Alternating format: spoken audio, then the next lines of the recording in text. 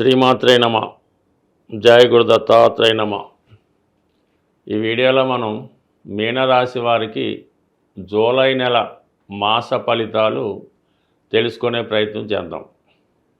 మరి మీనరాశి వారికి రాశియందు సంచరిస్తున్న శనిగ్రహ ప్రభావం వల్ల చేసే ప్రయత్నాలు, తలపెట్టే కార్యక్రమాలు ఏదో విధంగా ఆలస్యం అవడం జరుగుతూ ఉంటుంది. మనం ఎంత తొందరపడుతుంటే అవి అంత ఆలస్యం అవుతుంటాయి. అలాగే కొన్ని అవకాశాలు వచ్చినప్పటికీ కూడా అవి మీ యొక్క అసమర్థత వల్లనో, సరైనటువంటి ధనం చేతిలో లేకపోవడం వల్ల ఆ అవకాశాలు కోల్పోవడం జరుగుతూ ఉంటుంది. సో ఇది చాలా వరకు మనసుకి హట్టు కలిగించే అవకాశం అన్నమాట. ఇతరులు ఏమనుకుంటారో, కుటుంబ సభ్యులు ఏమనుకుంటారో అనేది ఎక్కువగా జాతకుడు మదన పడుతూ ఉంటాడు. అయితే దీన్ని అధిగమించాలి అనుకుంటే కఠోరమైనటువంటి నిర్ణయాలు తీసుకోవాల్సి ఉంటుంది. అంటే కొద్దిగా శరీరాన్ని కష్టపెడుతూ క్రమశిక్షణతో కొన్ని ఆలోచనల నుంచి తప్పుకొని కొన్ని మంచి అలవాట్లు చేసుకోవడం వల్ల ఈ చిన్న చిన్న సమస్యల నుంచి కానీ, పెద్ద పెద్ద ఆర్థిక సమస్యల నుంచి కానీ బయటపడడానికి కావలసినటువంటి మనోధైర్యాన్ని జాతకుడికి లభించడం జరుగుతూ ఉంటుంది. ముఖ్యంగా విద్యార్థులైనా, పెద్దవాళ్ళైనా శని వల్ల ఏర్పడినటువంటి బద్ధకాన్ని, పోస్ట్ మెంటాలిటీ అంటే ప్రతిదీ వాయిదా వేస్తుంటాం.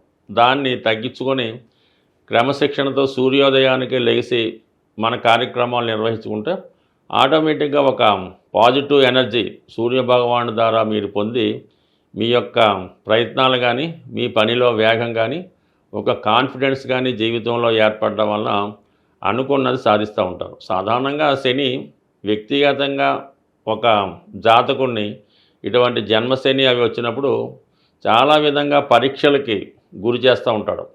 అవి తట్టుకొని నిలబడినప్పుడు దానికి మళ్ళా మంచి అవకాశాలు కూడా శని భగవానుడి వల్ల పొందడం జరుగుతూ ఉంటుంది. సో ఏదేమైనా మీ యొక్క ఆలోచన విధానాన్ని, మీ యొక్క టైం టేబుల్ని, కర్తవ్యాన్ని మార్చుకుంటే చాలా వరకు సక్సెస్ అవుతారు. అందువల్ల మీ యొక్క శని భగవానుడు కూడా మీ యొక్క అభివృద్ధికి సహాయపడతారు. అంటే ఈ సమయంలో మీరు ఏదైనా ఉద్యోగానికి ప్రయత్నం చేసినా, ఏదైనా ఒక ఇల్లు కట్టుకోవాలని ప్రయత్నం చేసినా, ఆరోగ్యం బాగుపరుచుకోవాలన్నా, కొత్త విద్య నేర్చుకోవాలన్నా ఇదే టైము.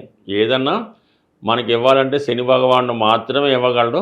అయితే మనం ఎంతవరకు దాన్ని సాధించగలము, ఎంతవరకు నిలబెట్టుకోగలము అన్నది పరీక్షించిన తర్వాతే శని భగవానుడు ఇవ్వడం జరుగుతుంది. కాబట్టి గట్టి ప్రయత్నం చేస్తే ఏదైనా సాధించవచ్చు. ప్రయత్నం చేయండి, 100% ఫలితం పొందుతారు. ఇక దానికి మనకి చతుర్థంలో ప్రస్తుతం గురుగ్రహం, రవిగ్రహం సంచరిస్తున్నారు జూలై 16 వరకు. అంటే ఈ సమయంలో మీరు ఏదైనా సొంత గృహం కొనుక్కోవాలన్నా, కొత్త ఇంట్లోకి మారాలన్నా ఇది సరైనటువంటి సమయం. అంటే రుణం ద్వారా మీరు ఒక స్థిరాస్తి కొనుక్కునే ఆలోచన ఈ సమయంలో నెరవేరుతుంది. లేదంటే మీ పిల్లల్ని ఏదైనా దూర ప్రాంతం కానీ, విదేశం కానీ పంపాలనుకుంటే దానికి కూడా ఇది సరైన సమయం. అంటే మీ యొక్క కుటుంబ సంబంధించిన విషయాల్లో ఏదో ఒక శుభం అన్నది జరుగుతుంది. అంటే మీకన్నా మీ కుటుంబ సభ్యులు ఎక్కువగా సంతోషించడం ఈ గ్రాసిది చెప్తూ ఉందన్నమాట. ఇక మనకి శుక్రుడు 3వ స్థానంలో ఉన్నప్పుడు మీ యొక్క ప్రయత్నానికి మీ యొక్క స్నేహితులు కానీ, మీ యొక్క సిస్టర్స్ కానీ, బంధువులు కానీ సహకరిస్తారు. అంటే స్త్రీ యొక్క సహకారంతో మీరు ఈ అభివృద్ధి సాధిస్తారన్నమాట. ఏదైనా స్థిరాస్తి కొనడం కానీ, ఒక వాహనం కొనడం కానీ, మీ యొక్క ప్రయత్నం కూడా ధైర్యంగా ముందుకు వెళ్ళగలుగుతారు. అంటే ఈ సమయంలో ఈ మీనరాశి వారు గతంలో అందరికీ సహాయపడి వారి యొక్క సమస్యలకి కారణమై ఉంటారు. కానీ ఈ సమయంలో ఏంటంటే మీరు ప్రతిదానికి బలహీనపడి మనం ఏమీ చెయ్యలేము అన్నటువంటి ఒక నిరాశ, నిస్సృహకు రావడం జరుగుతూ ఉంటుంది.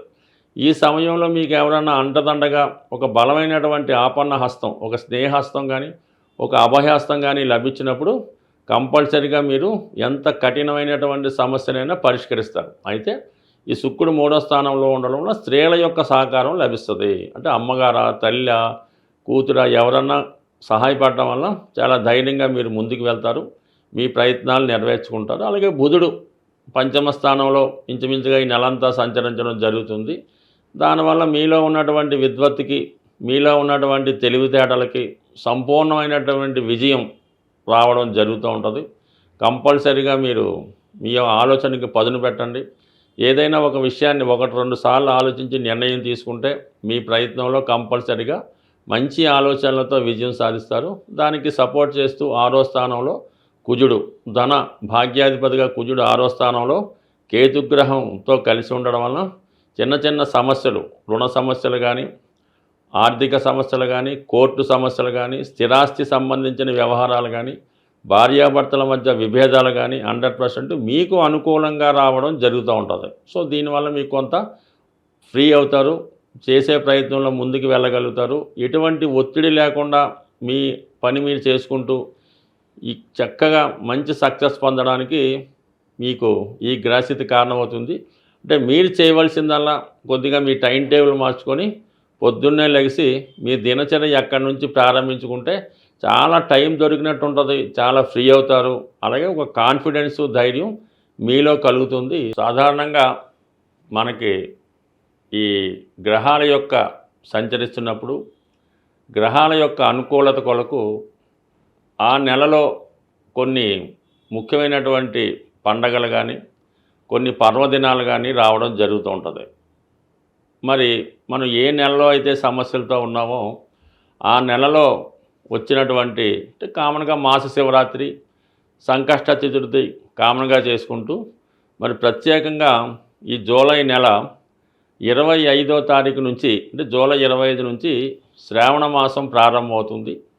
శ్రావణ మాసం ప్రారంభంతోనే మనకి వరలక్ష్మి వ్రతం అంటే శుక్రవారం స్టార్ట్ అవుతాయి.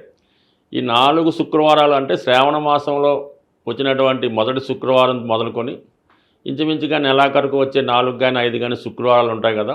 ఆ శుక్రవారాలు స్త్రీ పురుష భేదం లేకుండా ప్రతి ఒక్కరూ విధి విధానంగా అమ్మవారిని పూజించుకోవడం, అంటే ఇంటికాడ వ్రతం చేసుకున్న వాళ్ళు చేసుకుంటారు, లేని వాళ్ళు అమ్మవారి ఆలయం దర్శించి అమ్మవారికి మీకు కలిగిన విధంగా ఏదో విధంగా అమ్మవారికి కానుకలు సమర్పించి మరి ఆ రోజంతా నియమంగా ఉండడం వలన వీలైతే ఆ రోజు కనకదారా స్తోత్రం పారాయణ చేయడం వల్ల కానీ, ఏదన్నా మీ యొక్క కుటుంబంలో స్త్రీలకి అంటే మీకు మదరో, సిస్టరో, వదిన గారులకో ఏదో ఒక శుక్రవారం వాళ్ళకి చీర, జాకెట్ అటువంటి పశు సంబంధించినటువంటి కానుకలు ఇవ్వడం వల్ల అంటే ముఖ్యంగా మీరు శ్రావణ మాసంలో మీ కుటుంబంలో ఉన్నటువంటి స్త్రీలని సంతోషపెట్టడం వల్ల మీ ఇంట్లో ధనలక్ష్మి కొలువు ఉంటుంది, మీకు కూడా ఏదో విధంగా ఐశ్వర్యం కలిసి వస్తుంది.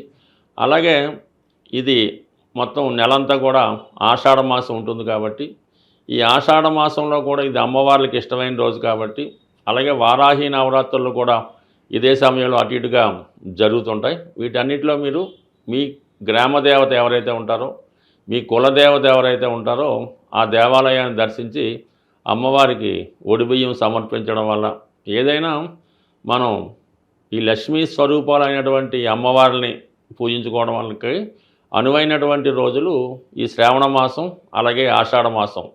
అందువల్ల కంపల్సరీగా మీ గ్రామ దేవతను సందర్శించుకొని ఆ అమ్మవారి యొక్క ఆశీస్సులు పొందడం వల్ల ఆర్థిక పరంగా చాలా సక్సెస్ పొందడం జరుగుతూ ఉంటుంది. అలాగే వీలైతే ఈ నెలలో ఏదో ఒక సోమవారం కానీ ఏ రోజన్నా పర్లేదు శివాలయంలో మారేడు దళాలతో శివుణ్ణి అభిషేకం చేయడం వల్ల మీకు ఎటువంటి ఆర్థికపరమైన సమస్య ఉన్నా తొలగిపోయే అవకాశం ఉంటుంది. స్వస్తి.